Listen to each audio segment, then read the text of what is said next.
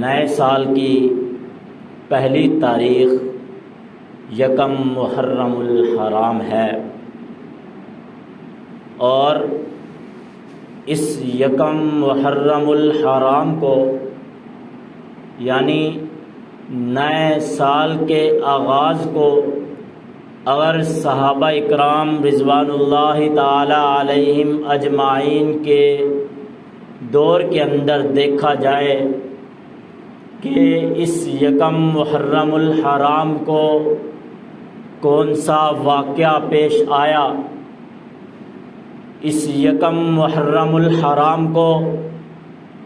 کون سی نئی بات پیش آئی۔ نئے سال کے آغاز کی پہلی تاریخ یکم محرم الحرام کو خلیفہ وقت امیر المؤمنین 22 لاکھ مربع میل کا بادشاہ حضرت عمر بن خطاب رضی اللہ تعالی عنہ کی وفات کا دن ہے۔ یکم محرم الحرام کو 22 لاکھ مربع میل کا بادشاہ امیر المؤمنین خلیفہ دوم حضرت عمر بن خطاب رضی اللہ تعالی عنہ اس دار فانی سے رخصت ہوئے، اس دنیا سے رخصت ہوئے۔ یہ ان کی وفات کا دن ہے۔ حضرت عمر بن خطاب رضی اللہ تعالی عنہ کی فضائل و مناقب دیکھے جائیں، حضرت عمر بن خطاب رضی اللہ تعالی عنہ کی زندگی دیکھی جائے، حضرت عمر بن خطاب رضی اللہ تعالی عنہ کے زندگی کے اندر اپنی نظر دوڑائی جائے تو ہمیں حضرت عمر بن خطاب رضی اللہ تعالی عنہ کی زندگی سے بہت سے اسباق ملتے ہیں، بہت سے حضرت عمر بن خطاب رضی اللہ تعالی عنہ کی زندگی سے ہمیں نئی نئی باتیں نظر آتی ہیں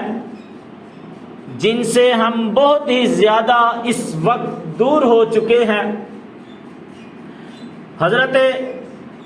عمر بن خطاب رضی اللہ تعالی عنہ خلیفہ دوم امیر المؤمنین، اور ان کا دور اسلام یعنی جب یہ اسلام لائے، اسلام لانے کا وقت آیا، اگر اسی واقعے کو دیکھا جائے تو وہ بھی ہمیں ایک مایا ناز قسم کا واقعہ نظر آتا ہے۔ وہ واقعہ کیا ہے کہ ایک مرتبہ حضرت عمر بن خطاب رضی اللہ تعالی عنہ مسلمان نہیں ہوئے تھے، ابھی اسلام کا بول بالا نہیں ہوا تھا، ابھی اسلام نے عروج نہیں پکڑی تھی، ابھی اسلام نے شہرت نہیں پکڑی تھی، ابھی اسلام اور دین کی ابتدا تھی کہ آہستہ آہستہ اس دین اسلام کی شہرت ہوتی چلی جا رہی تھی۔ تو جب کفار مکہ نے دیکھا کہ حضور اقدس صلی اللہ علیہ وسلم یہ تو اپنے دین کو دن با دن بڑھاتے چلے جا رہے ہیں، تو اس وقت ان کفار مکہ نے حضور اقدس صلی اللہ علیہ وسلم کے خلاف یہ سازش کی کہ آیا حضور اقدس صلی اللہ علیہ وسلم کو اس دین سے کیسے ہٹایا جائے، آپ علیہ الصلاۃ والسلام کو اس دنیا سے کیسے ختم کیا جائے، آپ علیہ الصلاۃ والسلام کے دین کو اس دنیا سے،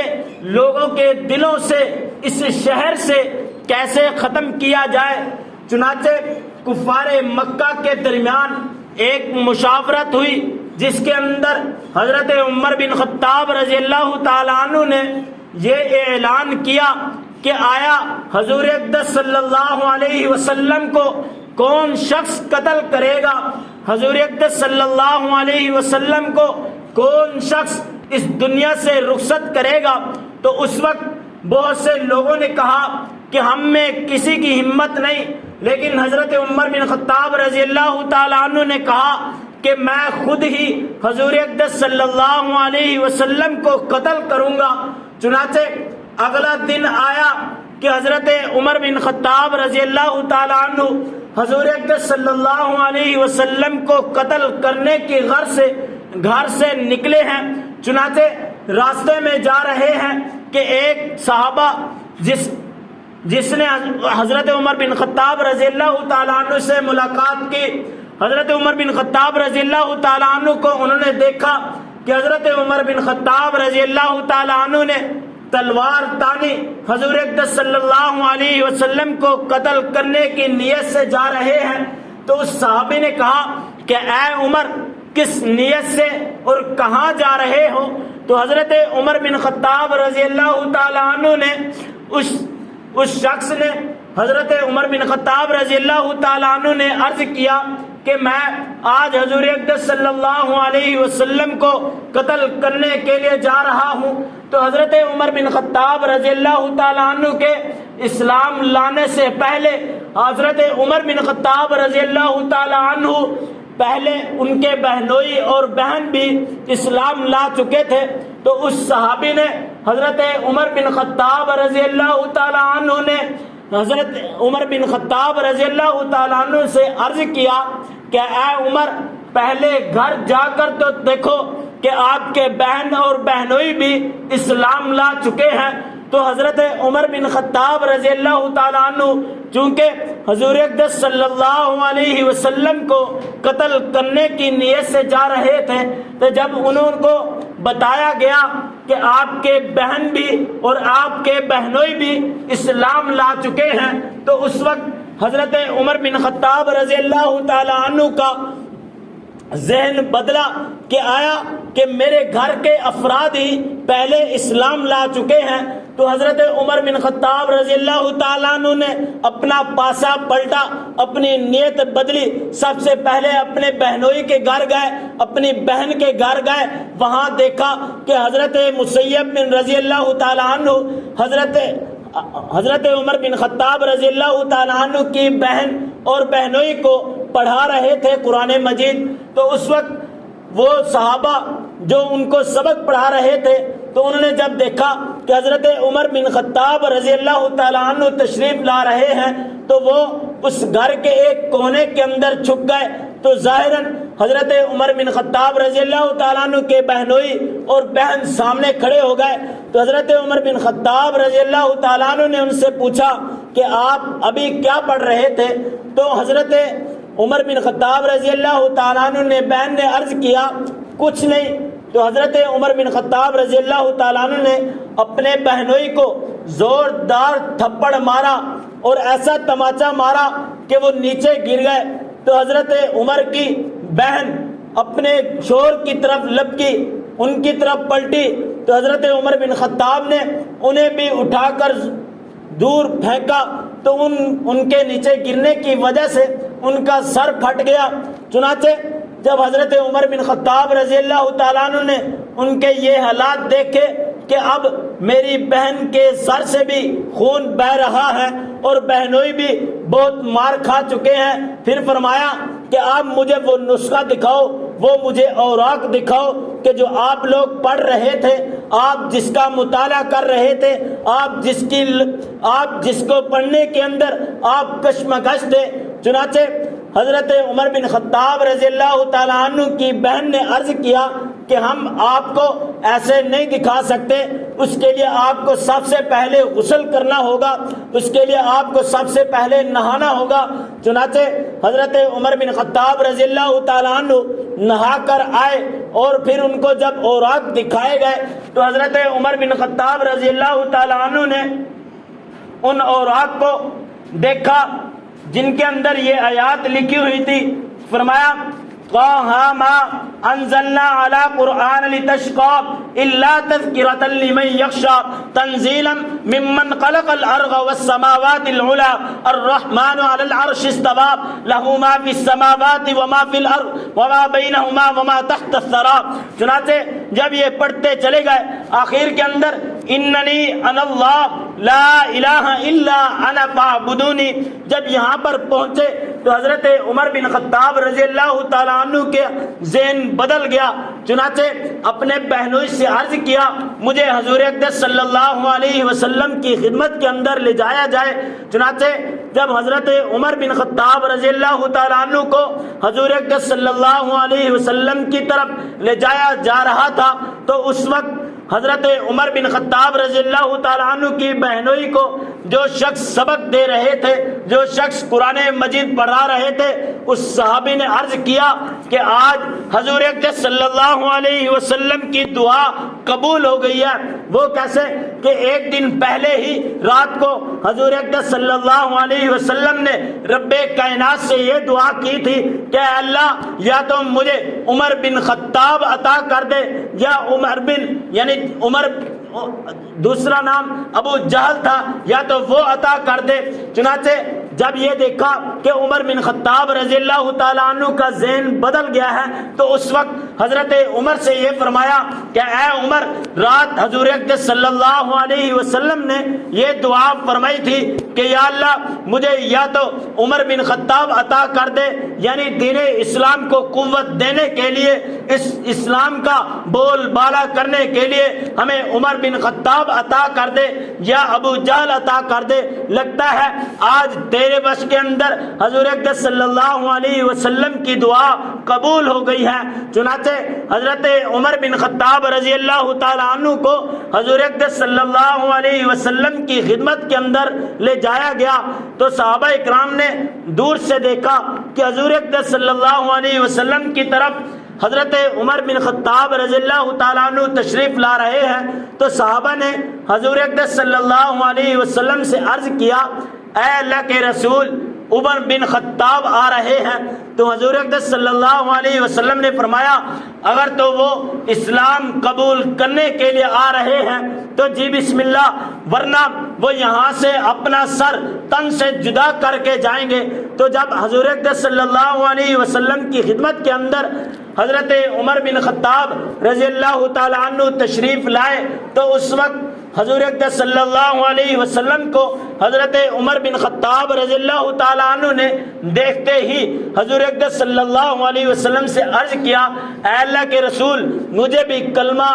پڑھا دیجئے. چنانچہ جہاں پر حضرت عمر بن خطاب رضی اللہ تعالیٰ عنہ نے حضور اقدس صلی اللہ علیہ وسلم سے کلمہ پڑھا اور مسلمان ہو گئے. یہ تھا حضرت عمر بن خطاب رضی اللہ تعالیٰ عنہ کے اسلام لانے کا واقعہ. پھر حضور اقدس صلی اللہ علیہ وسلم کے وصال کے بعد دورہ خلافت حضرت ابوبکر صدیق رضی اللہ تعالیٰ عنہ کا آیا. اس کے بعد دوسرا خلیفہ دوم امیر المؤمنین حضرت عمر بن خطاب رضی اللہ تعالیٰ عنہ کا دور آیا، یعنی دور خلافت حضرت عمر بن خطاب رضی اللہ تعالیٰ عنہ کا دیکھا جائے تو وہ بھی ایک انوکھا ہمیں نظر آتا ہے. ہمیں حضرت عمر بن خطاب رضی اللہ تعالیٰ عنہ کے دور خلافت سے ہمیں بہت سے اسباق میں ملتے ہیں. آیا ہم اب چلتے ہیں حضرت عمر بن خطاب رضی اللہ تعالیٰ عنہ کے دور خلافت کے اندر کہ حضرت عمر بن خطاب نے اپنے دور خلافت کے اندر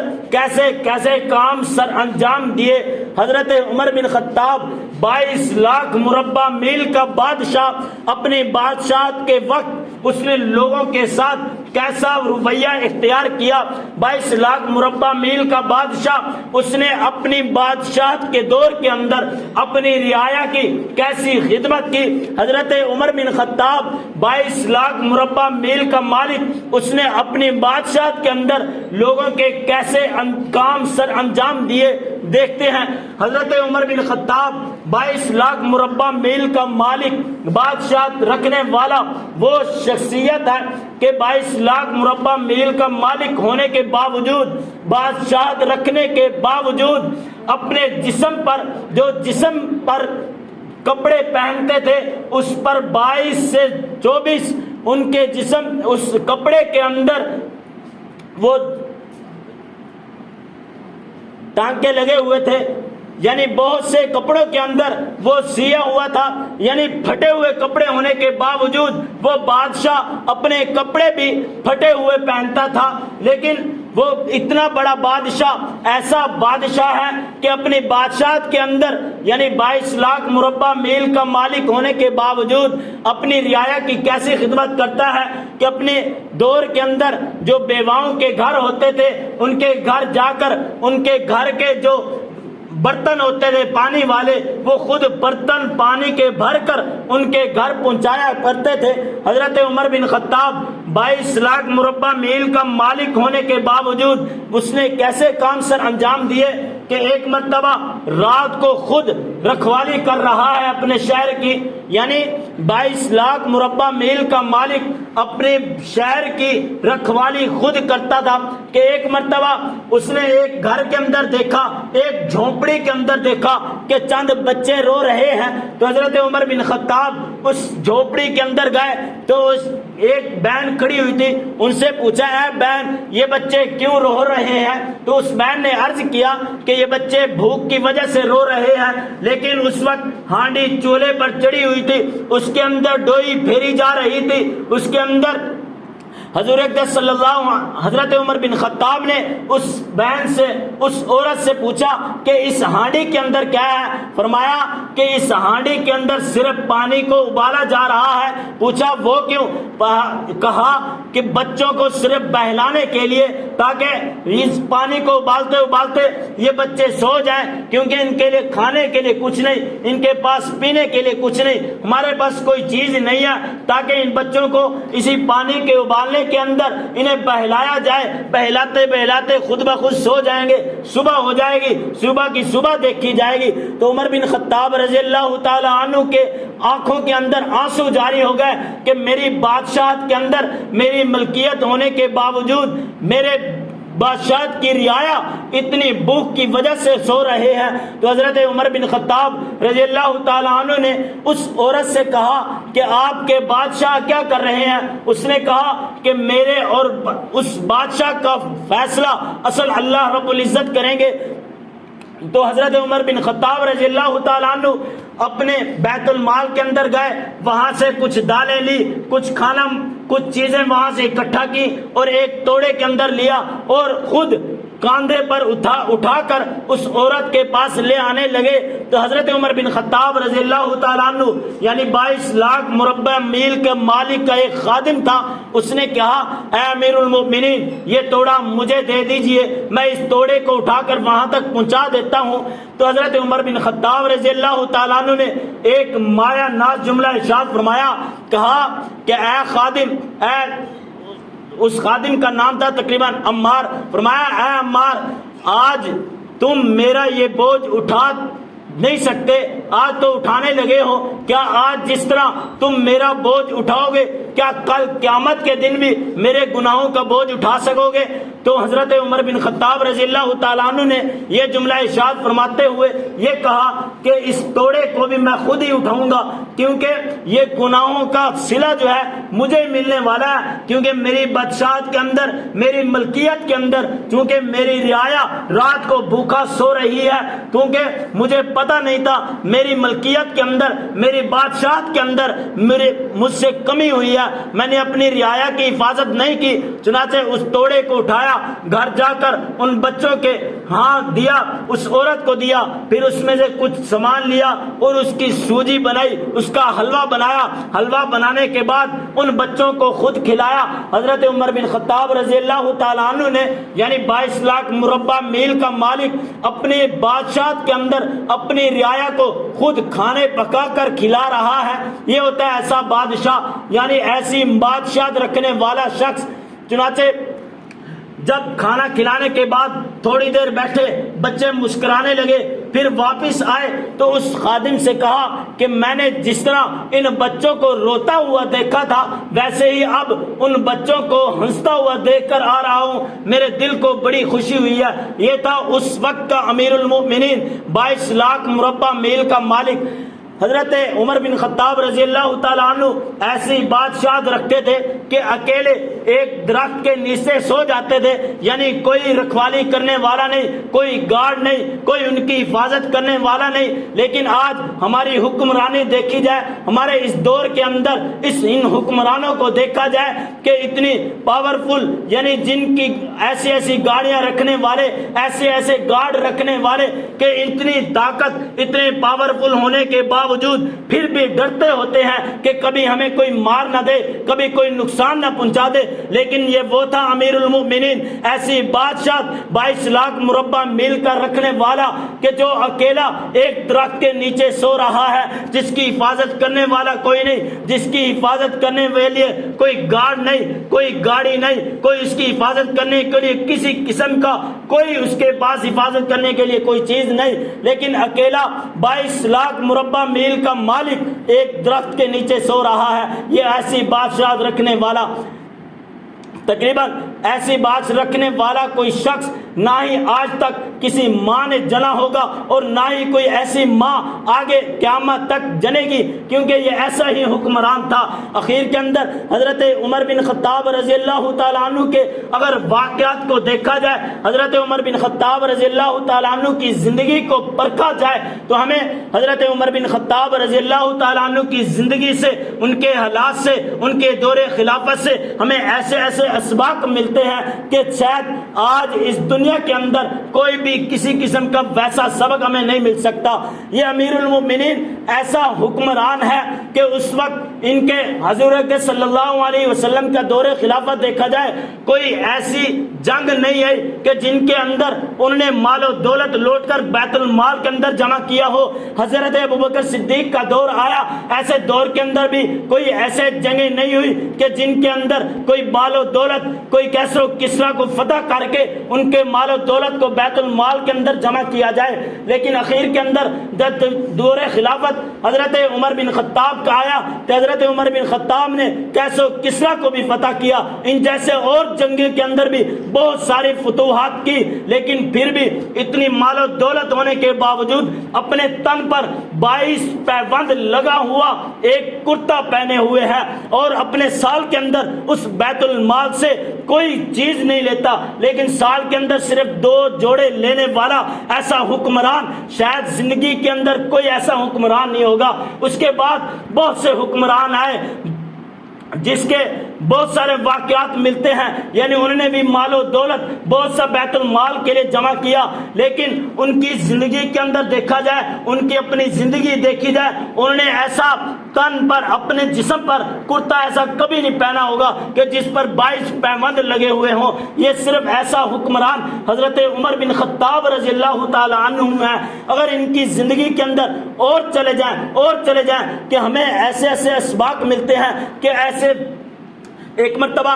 حضرت عائشہ رضی اللہ تعالیٰ عنہ سے صحابہ اکرام رضوان اللہ تعالیٰ علیہم اجمعین نے عرض کیا کہ عائشہ آپ کا امیر المؤمنین حضرت عمر بن خطاب رضی اللہ تعالیٰ عنہ کو یہ بات سمجھائیے کہ آپ اب وقت کے حکمران ہیں، آپ 22 لاکھ مربع میل کے مالک ہیں، آپ جو اپنے تن پر، جسم پر 22 پیوند لگے ہوئے کرتا پہنتے ہیں، اب اس کو چھوڑ دیجئے، اچھے کپڑے پہنیے، اپنے ٹور بنائیے۔ لیکن حضرت عمر بن خطاب رضی اللہ تعالیٰ عنہ نے حضرت عائشہ سے فرمایا کہ عائشہ آپ کو جس شخص نے بھیجا ہے، جن لوگوں نے بھیجا ہے، آپ مجھے ان کا نام بتائیے۔ کیوں؟ اس لیے کہ آپ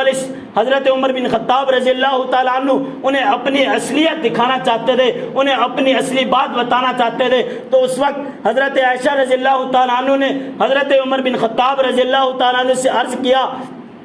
حضرت عمر بن خطاب نے حضرت عائشہ سے عرض کیا کہ اے عائشہ آپ علیہ الصلوۃ والسلام کی زندگی دیکھیے کہ آپ علیہ الصلوۃ والسلام کی زندگی کے اندر آپ علیہ الصلوۃ والسلام نے 2 وقت کا کھانا کبھی بھی نہیں کھایا ہوگا۔ صبح کھانا کھایا ہے، شام کو نہیں کھایا ہوگا، شام کو کھایا ہے، صبح کو نہیں کھایا ہوگا، دوپہر کو کھایا ہے تو شام کو کھانا نہیں کھایا ہوگا۔ لیکن وہ مالک تھے، میں ان کا خادم ہوں، میں ان کا غلام ہوں، لیکن عمر بن خطاب 22 لاکھ مربع میل کا ہونے کے باوجود بادشاہ رکھنے والا، وہ یہ کہتا ہے کہ جب آپ علیہ الصلوۃ والسلام کی زندگی دیکھی جائے تو آپ علیہ الصلوۃ والسلام کی زندگی ایسی نہیں ملتی کہ آپ علیہ الصلوۃ والسلام نے اپنی زندگی کے اندر اچھی توڑ بنائی ہو، اچھے کپڑے پہنے ہو، اپنے لباس، اپنی ہر چیز کی دیکھ بھال کی ہو، لیکن وہ اتنی بادشاہ رکھنے والا، اس نے کبھی ایسا کپڑا نہیں پہنا، اس نے کبھی اپنی دیکھ بھال صحیح طریقے کے اندر نہیں کی، لیکن یہ عمر اس مالک کا، اس کا ایک غلام ہونے کے باوجود اپنے جسم پر اتنا اچھا کپڑا کیسے پہن سکتا ہے؟ یہ تھا اپنے وقت کا ایسا حکمران۔ لیکن اخیر کے اندر جب حضرت عمر بن خطاب رضی اللہ تعالیٰ عنہ کا اس دنیا سے رخصت ہونے کا وقت آتا ہے تو حضرت عمر بن خطاب رضی اللہ تعالیٰ عنہ کو نماز کے اندر خنجر مارا جاتا ہے، نماز کے اندر خنجر مارا جاتا ہے، لیکن حضرت عمر بن خطاب رضی اللہ تعالیٰ عنہ اپنی نماز کو نہیں توڑتے، اپنی نماز کو نہیں توڑتے۔ حضرت عمر بن خطاب رضی اللہ تعالیٰ عنہ تو یہ وہ شخصیت ہے کہ ایک مرتبہ ایک مسلمان اور ایک یہودی پہلے حضور اقدس صلی اللہ علیہ وسلم کے پاس جاتے ہیں اور عرض کرتے ہیں اے اللہ کے رسول ہمارے درمیان فیصلہ کیجئے، کوئی فیصلہ تھا۔ حضور اقدس صلی اللہ علیہ وسلم نے اس یہودی کے بارے میں فیصلہ سنا دیا۔ فیصلہ ایک مسلمان اور ایک یہودی کا تھا، لیکن فیصلہ کن کے درمیان ہوا؟ یہودی کے درمیان میں۔ لیکن مسلمان نے کہا کہ ہم دونوں اب حضرت عمر بن خطاب رضی اللہ تعالیٰ عنہ کے پاس جاتے ہیں۔ کیوں؟ انہیں پتا تھا، وہ یہ چاہتا تھا کہ حضرت عمر بن خطاب جو ہیں مسلمانوں کو چاہتے ہیں، مسلمانوں کی حفاظت کرتے ہیں، اس لیے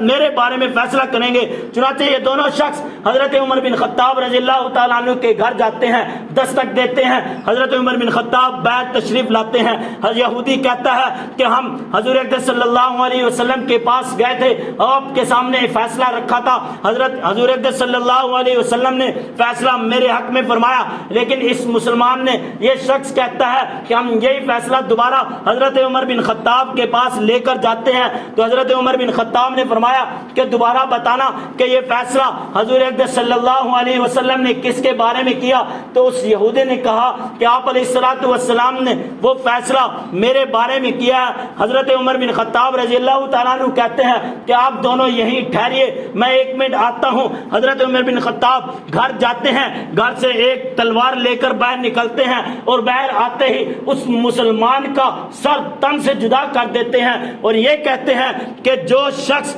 میرے نبی کے پاس سے ہو کر میرے نبی سے فیصلہ کرانے کے باوجود میرے نبی کے فیصلے کو چھٹرا کر، میرے نبی کے فیصلے کو ختم کر کے دوبارہ میرے پاس آتا ہے تو میرے پاس صرف اس کا فیصلہ سر تن سے جدا ہونا ہے۔ یہ تھے حضرت امیر المؤمنین خلیفہ دوم حضرت عمر بن خطاب رضی اللہ تعالیٰ عنہ۔ چنانچہ حضرت عمر بن خطاب رضی اللہ تعالیٰ عنہ کو آخری 3 دن کے اندر 27 28 کو خنجر لگتا ہے نماز کے اندر۔ اس کے بعد آپ حضرت عمر بن خطاب رضی اللہ تعالیٰ عنہ 3 دن بہت سے بیمار رہتے ہیں۔ انہی 3 دن کے اندر حضرت اپنے بیٹے حضرت عمر بن خطاب رضی اللہ تعالیٰ عنہ کو حضرت عائشہ رضی اللہ تعالیٰ عنہ کے پاس بھیجتے ہیں۔ وہ عرض کرتے ہیں کہ جا کر اماں عائشہ سے اجازت لیجئے کہ میں آپ علیہ الصلوۃ والسلام کے پہلو کے اندر سونا چاہتا ہوں، میں آپ علیہ الصلوۃ والسلام کے پہلو کی جگہ اپنے لیے لینا چاہتا ہوں۔ چنانچہ حضرت عمر بن خطاب حضرت عبداللہ بن عمر جو کہ حضرت عمر بن خطاب کے بیٹے تھے، وہ حضرت عائشہ کے پاس جاتے ہیں اور عرض کرتے ہیں اے اماں، حضرت عمر بن خطاب جو ہیں وہ آپ سے یہ کہتے ہیں، اب خلیفہ وقت نام نہیں لیا، حضرت عبداللہ بن عمر نے حضرت عائشہ رضی اللہ تعالیٰ عنہ سے یہ کہا کہ میرے بابا حضرت عمر یہ کہتے ہیں کہ آپ مجھے حضور اقدس صلی اللہ علیہ وسلم کے پہلو کے اندر سونے کی اجازت دیتے ہیں۔ تو حضرت اماں عائشہ نے فرمایا کہ ویسے تو وہ جگہ میں نے اپنے لیے رکھی تھی، میں نے یہ چاہا تھا کہ میں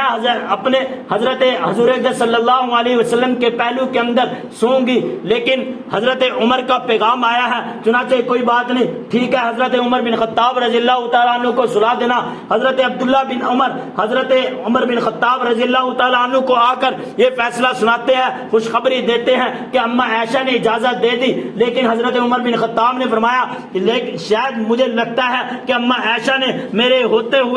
ہونے کے باوجود میرا لحاظ کرتے ہوئے مجھے یہ جگہ دے دی ہے، لیکن جب میں اس دنیا سے رخصت ہو جاؤں دوبارہ میرا جنازہ اٹھانا اور لے کر سیدھا حضرت اماں عائشہ کے دروازے پر رکھنا، پھر اجازت مانگنا، اگر اماں عائشہ اجازت دے دے تو پھر جا کر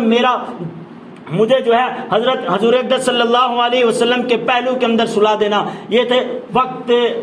اس وقت کے امیر المؤمنین خلیفہ دوم حضرت عمر بن خطاب رضی اللہ تعالی عنہ۔ چنانچہ حضور اقدس صلی اللہ علیہ وسلم کے پہلو کے اندر حضرت عمر بن خطاب رضی اللہ تعالی عنہ کو یکم محرم الحرام کو یعنی نئے سال کی پہلی تاریخ حضرت یکم محرم الحرام کو حضرت عمر بن خطاب کا اس دنیا سے وصال ہوتا ہے۔ حضرت عمر بن خطاب کو اس کے بعد اماں عائشہ کے دروازے پر رکھا جاتا ہے۔ حضرت عبداللہ بن عمر اماں عائشہ سے عرض کرتے ہیں اے اماں میرے بابا حضرت عمر بن خطاب رضی اللہ تعالیٰ عنہ کا میں جنازہ لے کر آیا ہوں، انہیں آپ علیہ الصلوۃ والسلام کے پہلو کے اندر سلانا ہے۔ چنانچہ اماں عائشہ انہیں اجازت دے دیتی ہیں۔ جب حضرت عائشہ رضی اللہ تعالیٰ عنہ اجازت دے دیتی ہیں، حضرت عبداللہ بن عباس رضی اللہ تعالیٰ عنہ حضرت عمر بن خطاب رضی اللہ تعالیٰ عنہ کی قبر کھودنے کے لیے اندر اترتے ہیں، تو حضرت علی رضی اللہ تعالیٰ عنہ آ کر حضرت انس رضی اللہ تعالیٰ عنہ کے اس کندھے پر ہاتھ رکھ کر کہتے ہیں کہ میں نے سنا تھا حضور اقدس صلی اللہ علیہ وسلم بارہا یہی کہتے تھے کہ میرے ساتھ ابو بکر اور حضرت عمر بن خطاب ہوں گے، یعنی وہ بات حضور اقدس صلی اللہ علیہ وسلم جو بارہا یہی کہا کرتے تھے کہ میرے ساتھ ابو بکر اور میرے ساتھ عمر ہوں گے، آج وہ بات سچی ہو گئی کہ ایک پہلو کے اندر حضرت ابو بکر صدیق سو رہے ہیں، دوسرے پہلو کے اندر حضرت عمر بن خطاب رضی اللہ تعالیٰ عنہ سو رہے ہیں۔ یہ وہ شخصیت ہے، یہ ایسا حکمران ہے کہ جن کی آپ علیہ الصلوۃ والسلام نے جن کو اللہ تعالیٰ نے ان کی زندگی کے اندر انہیں جنت کی بشارت دے دی تھی۔ یہ ایسا حکمران ہے کہ جنہیں آپ علیہ الصلوۃ والسلام نے اللہ تعالیٰ نے قرآن مجید کے اندر رضی اللہ عنہم ورضوا عنہم کا لقب دے دیا۔ یہ ایسے حکمران تھے کہ جنہوں نے اپنی زندگی کے اندر ایسا کام کیا کہ جن کو اللہ تعالیٰ نے دنیا کے اندر ہی خوشخبری دے دی، لیکن آج اگر ہم ان کی زندگی کو دیکھا جائے کیا ہم ان کی زندگی کے مطابق اپنی زندگی بسر کرتے ہیں یا نہیں؟ کیا ہم ان کی زندگی کو دیکھتے ہوئے، ان کی زندگی کے حالات کو دیکھتے ہوئے کیا ہم ان کے نقش قدم پر چلتے بھی ہیں یا نہیں؟ بالکل ہم اگر دیکھا جائے کہ کم از کم 1 سے 2% ہم آپ علیہ الصلوۃ والسلام کی صحابہ اکرام کے نقش قدم پر چلتے ہوں گے، لیکن 98% ہم آپ علیہ الصلوۃ والسلام کی اور صحابہ اکرام رضوان اللہ تعالی علیہم اجمعین کی زندگی سے دور ہے۔ دعا ہے کہ اللہ رب العزت ہم سب کو صحابہ اکرام رضوان اللہ تعالی علیہم اجمعین جیسی زندگی بسر کرنے کی توفیق عطا فرمائے۔ وآخر دعوانا ان الحمد للہ۔